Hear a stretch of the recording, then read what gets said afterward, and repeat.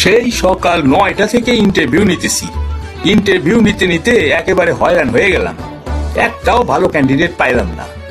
এই কে আছেন, চলে আসেন দিহি। স্যার ভিতরে আসবো কি? চইলেই তো এসেন, আর ভিতরে কই আসবেন? তা সালাম টালামের কারবার নেই। সরি। আসসালামু আলাইকুম স্যার। ওয়ালাইকুম আসসালাম, রহমতের কালাম, আপনি যার বান্দা আমি তার গোলাম। তো বসে পড়েন। আপনার নামটা কি? স্যার আমার নাম টাকি না, আমার সুন্দর একটা নাম আছে। আরে টাকি মাস না, আপনার কি নাম সেটাই জিজ্ঞেস করেছি। ও আচ্ছা স্যার, তা বাংলায় বলবো না ইংলিশে বলবো স্যার? ইংলিশে বলেন দি। Sir my name is remember Ali beggar. Remember Ali beggar আবার কারোর নাম হয় নাকি? হয় হয় স্যার, আমার নাম শরণ আলী ভিক্ষুক। ইংলিশে তো স্যার রিমেম্বার আলী বেগারই হয়, ঠিক কিনা? ও আচ্ছা, কারো নামের ইংরেজি মানে এত অদ্ভুত হতে পারে এ জীবনে প্রথম শুনলাম। তা আপনার বাড়ি কোথায়? আমার বাসাটা আবার স্যার একটু বাসাবোর দিকে। আচ্ছা, এবার তাহলে আপনার ইন্টারভিউ শুরু করা যাক, কি বলেন? জি স্যার, শুরু করেন, আমি প্রস্তুত। আচ্ছা, সমুদ্রে বাস করে এরম 5টি প্রাণীর নাম বলেন দি। স্যার তিমি মাছ।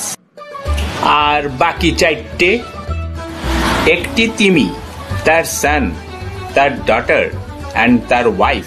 স্যার হয়ে গেল মোট 5টি। ও আচ্ছা, এইবার 5টা ফুলের নাম বলেন দি। স্যার এইটা তো অনেক সোজা উত্তর, beautiful, cheerful, houseful, joyful, painful.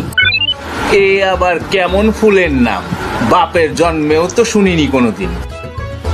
আচ্ছা বলেন দি, আমাদের বীরশ্রেষ্ঠ কয়জন? এ তো খুব সোজা প্রশ্ন স্যার, 3 জন। 3 জন? তা 3 জন কি করে হলো? আমরা তো জানি 7 জন। স্যার আমাদের এলাকায় একজন মস্ত শ্রেষ্ঠ কুস্তিগীর ছিল, কেউ তার সাথে পারতো না। আমি আর আমার ভাই মন্টু একদিন তারে ধরে চড়াইছিলাম, তারপর থেকে এলাকার সবাই আমাদের 3 জনকেই বীরশ্রেষ্ঠ বলে। বলেন কি? আচ্ছা এইবার বলেন দি, লোহা পানিতে ভাসে না কেন? স্যার লোহা হইল একটা শক্ত জিনিস, আর পানি হইল নরম জিনিস, আর আমরা জানি নরম জিনিসের উপরে কোনো শক্ত জিনিস রাখলে শক্ত জিনিস নিচে পড়ে যায়, তাই লোহা পানিতে ডুবে যায়। বড়ই অদ্ভুত যুক্তি আপনার। আচ্ছা এমন একটা বিপদের নাম বলেন দেখি যেখান থেকে উদ্ধার হলেও সমস্যা, না হলেও সমস্যা। আচ্ছা, অনেক কঠিন প্রশ্ন। বিপদে উদ্ধার হলেও সমস্যা, না হলেও সমস্যা। ও আচ্ছা, বুঝতে পেরেছি স্যার, এটা হচ্ছে লুঙ্গির মধ্যে আগুন লাগলে। এ আবার কি, লুঙ্গির মধ্যে আগুন লাগলে? আচ্ছা একটু খোলাসা করে বলেন দেখি। মানে হইল স্যার, ধরেন আপনার লুঙ্গির মধ্যে আগুন লাগলো, তাইলে খুলে ফেললেও সমস্যা, আবার না খুললেও সমস্যা। হইছে হইছে, থাক থাক, আর বলা লাগবি নে, আপনি তো ভাই মারাত্মক মানুষ। ঠিক ধরেছেন স্যার, আমার এলাকার লোকজনও তাই বলে। এইবার আপনাকে একটা ছোট্ট প্রশ্ন করি, আশা করি সোজা উত্তর দিবেন। বলেন তো, একটা মশা আর একটা হাতির মধ্যে পার্থক্য কি? স্যার পার্থক্য তো অনেকই আছে, তার মধ্যে সবচাইতে ইম্পর্টেন্ট পার্থক্য যেটা স্যার সেটাই বলি। একটা মশা ইচ্ছা করলেই হাতির পিঠে চড়তে পারবে, কিন্তু একটা হাতি ইচ্ছা করলেই মশার পিঠে চড়তে পারবে না স্যার। জটিল জবাব। আচ্ছা এবার আপনাকে শেষ প্রশ্ন করব। আমাদের অফিসে তো অনেক মহিলা এমপ্লয়ি আছে, তো আপনার মহিলাদের সম্পর্কে ধারণা কি? স্যার মেয়ে মানুষ হইল খেলার মতো। বলেন কি?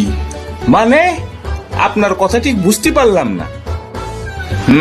স্যার বুঝিয়ে বলছি, ধরেন যুবতী মেয়েরা হলো ফুটবলের মতো, একজনের পেছনে সবাই দৌড়ায়, আর প্রাপ্তবয়স্ক মেয়েরা হচ্ছে ক্রিকেটের মতো, 2-1 জন দৌড়ায়। আর বৃদ্ধ বয়সের মেয়েরা হচ্ছে টেবিল টেনিসের মতো, এ ঠেলে দেয় ওদিকে, ও ঠেলে দেয় ওদিকে, কেউই নিজের কাছে রাখতে চায় না। বাপ রে বাপ, আপনি তো ভাই রিয়েল জিনিয়াস। কার পাল্লায় যে পড়লাম, চাকরি আপনার হবে না তো কোন শালার হবে? আপনি এবার আসতে পারেন। বাপের জন্মে এইরকম অদ্ভুত ক্যান্ডিডেট জীবনেও দেখি নাই। বাইসে থাকলে এই জন্মে আর কোনোদিন ইন্টারভিউ বোর্ডে আসবো না।